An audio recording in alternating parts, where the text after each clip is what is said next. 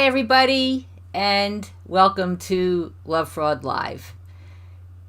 You know your relationship is bad for you, but even when you're not forced to interact with a sociopath, you're not married, you don't have kids with the person, and you don't work together, you still can't cut the cord. Why? Because relationships with sociopaths are highly addictive. I'm Donna Andersen, author of Lovefraud.com, and tonight I will explain exactly why these relationships are so addictive. This is a live streaming show, and I'll answer your questions at the end of my short presentation, so please send them to me as we go along. Okay. Time and time again, when I talk to people in personal consultations, they tell me how they struggle to break away from a relationship with a sociopath. Well, there are psychological and biological reasons for this. First, I'll talk about the psychological reasons. Anytime two human beings enter into a relationship, a psychological love bond forms. This bond begins early in the relationship because of pleasure. Now, in the beginning of all relationships, even between people who are not disordered, regular folks, both individuals are doing their best to attract and impress each other. The new involvement is fun and exciting, which of course creates the pleasure. Sociopaths usually engage in love bombing. They shower you with attention and affection. They're always calling and texting. They want to be with you all the time. So the sociopath makes you feel like the most important person and the most loved person in the world. This intensifies your pleasure. The relationship seems to be moving along at warp speed, and then the sociopath does something to threaten the relationship. He or she disappears, lies, picks a fight. You were once on cloud 9, and now you suddenly feel totally deflated. Like, what happened? For you, this creates fear and anxiety. Usually fear or anxiety about losing the relationship. Now here's the kicker. Fear and anxiety actually strengthen the psychological love bond that you feel. You're desperate for the relationship to go back to how wonderful it was in the beginning. So, you ask the sociopath, can we talk? You try to figure out what went wrong. You may even apologize for something that you did not do. Eventually, the sociopath relents. Good of them. You get back together with your partner, which brings you relief and strengthens the psychological love bond again. This becomes a pattern. Pleasure, followed by fear and anxiety, followed by relief, rinse and repeat. It is a vicious circle, and with each turn of the wheel, the psychological love bond gets tighter and tighter and tighter. Here's the next kicker. Even if you no longer feel pleasure, when your partner is treating you badly and you know things aren't right, the psychological bond is still in place. Pleasure is required to form the bond, but the absence of pleasure does not break the bond. This bonding process is basic to all human beings, and it's very powerful. But besides the psychological bond, there are also biological reasons why you feel so attached to the sociopath. When you experience intimacy, the neurotransmitter called oxytocin, not Oxycontin, oxytocin, this neurotransmitter is released in your brain and bloodstream. This happens with any type of intimacy, emotional sharing, conversation, hugs, especially sex. Oxytocin is called the cuddle chemical. It makes you feel calm, trusting, and content, and it alleviates fear and anxiety. Mother Nature created oxytocin to make parents want to stay together to raise children. It was critical for the survival of the human race. But oxytocin also makes you want to stay with someone when you know that you really should leave. Feelings of love also make the brain produce dopamine.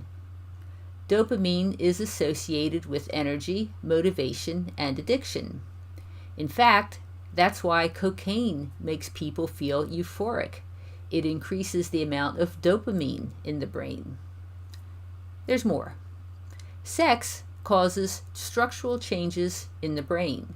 So if you have sex with a sociopath, your brain actually changes to adapt to this person. So breaking off the relationship will require undoing all the changes in your brain. Human beings are social animals, and we need to be able to trust each other and stay together in order to survive. That's why these psychological and biological changes take place. However, sociopaths don't bond like regular empathetic people do. There are some researchers who theorize one reason may be that sociopaths don't have the right receptors for oxytocin in their brains, so the oxytocin doesn't affect them like it does the rest of us. Still, sociopaths have learned how to pretend to be in a relationship in order to set you up for exploitation. They hijack the normal human bonding process. Because of these psychological and biological reasons, relationships with sociopaths are highly addictive. So when you want to break away from a sociopath, you need to treat it just like breaking an addiction. So here are 3 steps to help you. First of all, in most cases, you'll want to go cold turkey when breaking off the relationship. That means you end your involvement and you do not go back. If possible, ghost the person. Perfectly acceptable with a sociopath. If you must communicate, tell the sociopath very clearly that it's over. By text is also acceptable. Here's what I recommend that you say, which is adapted from the terrific book called The Gift of Fear by Gavin de Becker. Here's what he suggests. I have no romantic interest in you whatsoever. I am certain I never will. Do not contact me ever again. Now, you don't want to give a reason for breaking up, because a reason gives the sociopath an opportunity to argue with you. And you don't want to attempt to negotiate or argue with a sociopath, because they're really good at it and they usually win. Here's the second step. Once you make it clear that the involvement is over, have no contact with the sociopath. Now, I've made another video on my channel about how to implement no contact, and plus you can find more information on lovefraud.com. So here's the third step. If you've ever had to overcome an addiction, like smoking, alcohol, drugs, you probably know that the standard advice is to take it one day at a time. Well, that's exactly what you need to do when you're detoxing from a sociopath. You get through today, then you get through tomorrow, then you get through the next day. You do whatever you need to do to distract yourself from any urges to contact the person. The longer you stay away from the sociopath, the more his or her grip on you will dissipate. If you give in and reach out to the sociopath, and it happens, or when the sociopath contacts you, and if you respond, you will be back at square one. You'll have to start the process all over again. So when you're feeling the urge to contact the sociopath, visit Lovefraud. Many people have told me that they do this. They read the posts and comments on Lovefraud to remind themselves of why they are leaving. Like overcoming any addiction, disengaging from a sociopath takes time and willpower. But your emotions, your mind, your body, your spirit, and your finances will all be a lot healthier away from this person. It's worth the effort. Okay, so I'll take a look, see if we have some questions.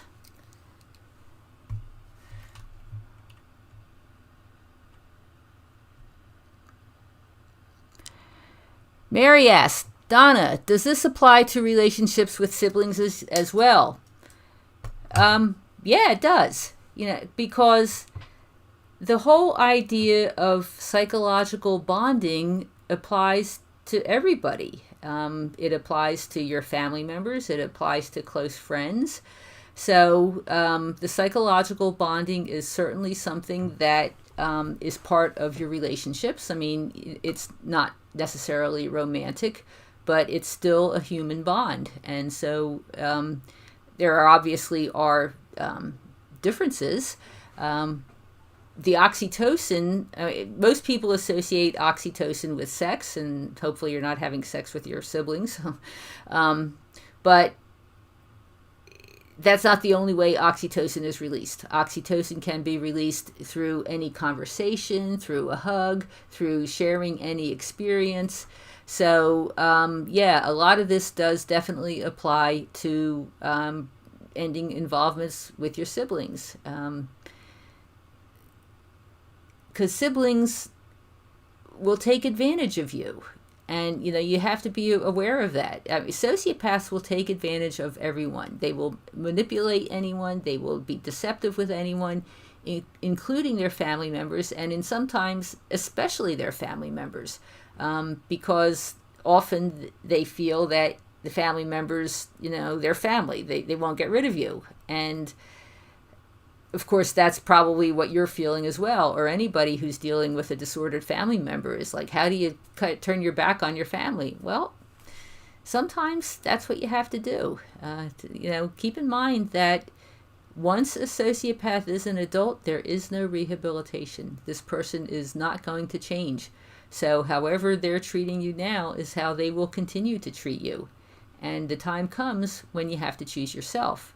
So when that's the case, yeah, you cut the person off, you go no contact, and then you do your best to stick with the program, stay on the wagon, until those urges pass. And so, yeah, you do treat it like an addiction as well. Okay. So CC is me asks, Donna, do they get a high out of taking advantage of you? The answer is yes. The only thing that sociopaths really want is power and control. And they get a charge when they realize that they've done something that proves that they are exerting control over you. Even lying, and we've talked a lot about lying, all sociopaths lie. And there's something called duping delight. And what that means is that sociopaths get a charge out of duping you, out of lying to you and knowing that you believe the lie, because it's just one of the ways that they have power and control over you. I mean, if they control what you believe, which they do when they tell you a lie, then that's an indication that they have this power and control. And yes, they get a charge, they get a thrill. There's one writer who is disordered himself and is telling everybody how they really think, and he calls it fuel. That taking advantage of people is like fuel for them. It gives them a charge. So yes, absolutely, they get a thrill out of it. That's the only thing they get a thrill out of. Sociopaths do not have the capacity for love the way the rest of us do. So they don't get pleasure out of a loving, caring relationship. They only get pleasure and a sense of achievement out of power and control over somebody else. Okay.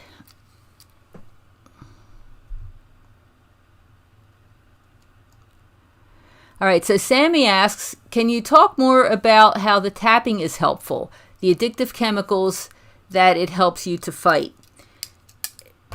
This is pretty amazing stuff, the EFT tapping, and we have 2 webinars presented by Stacy Vornbrock, and she's the expert on this. I'm just relaying what I've learned from her.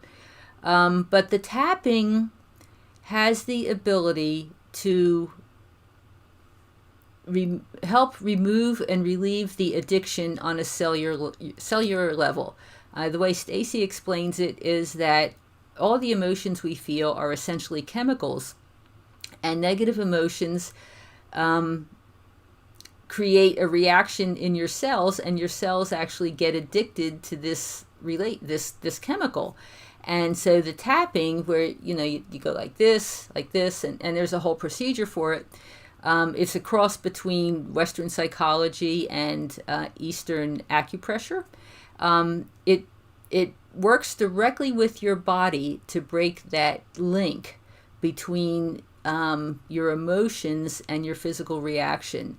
So it's like amazing stuff. Lots and lots of people have found it to be really helpful. I mean, tapping works on all kinds of stuff, but this is one of the places where it's really something that can help when you're trying to get over the addiction.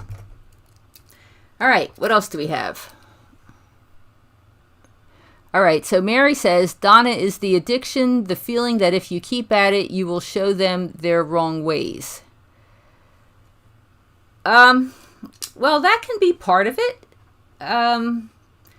You can also be addicted to the attention, and because like when they're good, sociopaths are really good. They're just sugar and spice. They're showering you with everything. They're telling you what you want to hear, and who doesn't want to hear this? And people can become dependent on this level of attention that the sociopath has poured on you. And of course, that only works until they snag you, and then once they feel like you're hooked, the attention drops way off, usually, unless they want something, then they ramp it up again. So there's lots of aspects of the relationship that you can be addicted to. And in fact, actually, that's something to consider if you're using tapping, because the way the tapping works is that you can focus on very small slices of your experience. Like, you could tap on, how he makes me feel when he walks by, or, how the sound of her voice. So there's all these little things that you can become addicted to, and you can tap on them separately. Plus it generalizes, but there's lots of elements to the experience, and the whole package is a pretty big addiction, once it all rolls together. Okay, so I have a question here. Why I keep obsessing and I have this huge guilt trip about my ex. I feel used and discarded. A lot of people feel guilt and shame because of the relationships with the sociopaths. And the guilt may come from quite a few places. It may come from you feel like you're not treating this person the way you should treat him, even though he or she is being totally evil with you. I mean, you still have your standards about how you think people should be treated.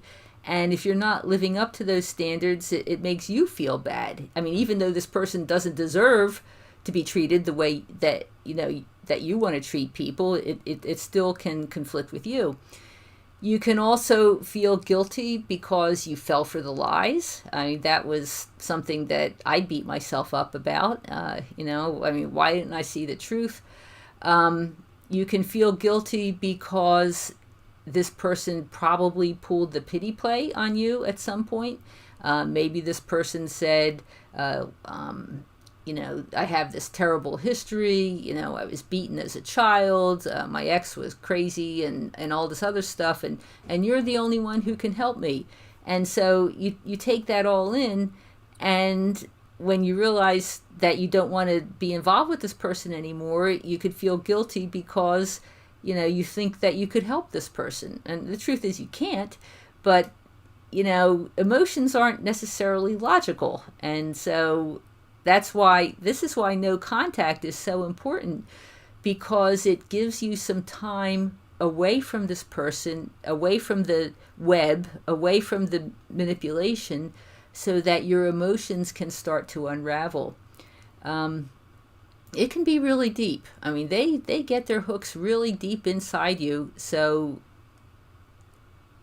not only time, I mean, time is important away from the person, but it also requires effort. It requires you making a decision that you want something better for yourself, and you're going to work on your own healing and recovery. And, so there's a lot to it. Overcoming this, depending on how long you were involved with this person and how tangled up you got, it can be quite a process, but it is absolutely worth the effort. You definitely want to overcome this addiction. All right, what else do we have? Wow, Lisa. My sociopath slashed my tires and smashed my car when I broke up with him, and she went back.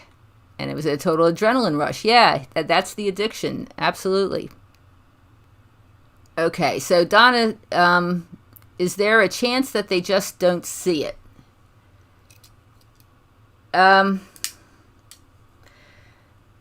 Sociopaths know what they're doing. They know that they're manipulating people. They know that they're taking advantage of people. Usually they're fine, totally fine with that. I've had, from time to time, sociopaths, self-described sociopaths contact me, and and essentially their attitude is, if you're dumb enough to fall for this, it's your problem, not mine. So they know what they're doing. They are not delusional. They're not hearing voices. Well, most of them aren't. I mean, there is such a thing as a cross between a psychopath and a schizophrenic, and that's like really dangerous. But most of them, they're not delusional. They're not out of touch with the reality. They know exactly what they're doing. So I don't think you should, cut them any slack, and feeling, if they're engaging in this type of behavior, they know exactly what they're doing. Okay. All right. Why does it take so long to get over a relationship with a psychopath, sociopath, narcissistic individual when they treated you so horribly? That's very related to the addiction.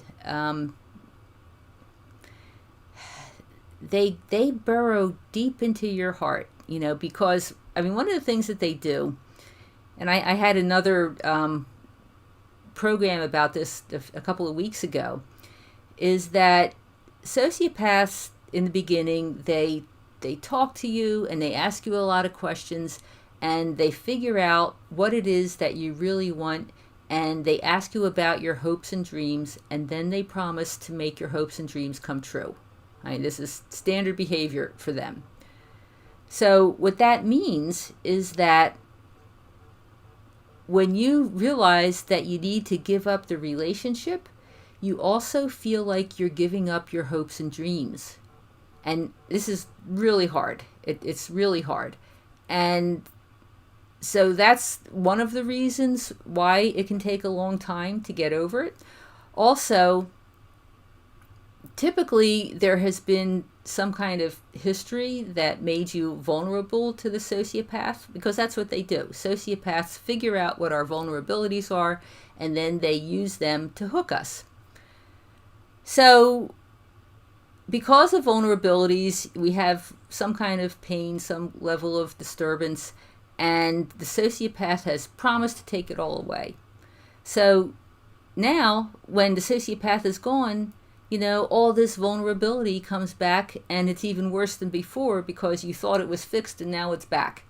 So there's all kinds of things going on with these relationships that require healing. So it's worth the effort to really try and sort through it all and figure out, to process whatever emotional pain there is, and to figure out what the issues are. And you can actually reframe your experience that way. You can look at the experience of being with the sociopath as an opportunity to really recover, to really clean out all the internal garbage, and to work on your own recovery, so that once you get on the other side, you can have the life that you always wanted. And it absolutely is possible. It does require effort. It does require time, but it's definitely worth doing. Okay. Do you think that a sociopath living in a poor country would be more aggressive to hook us?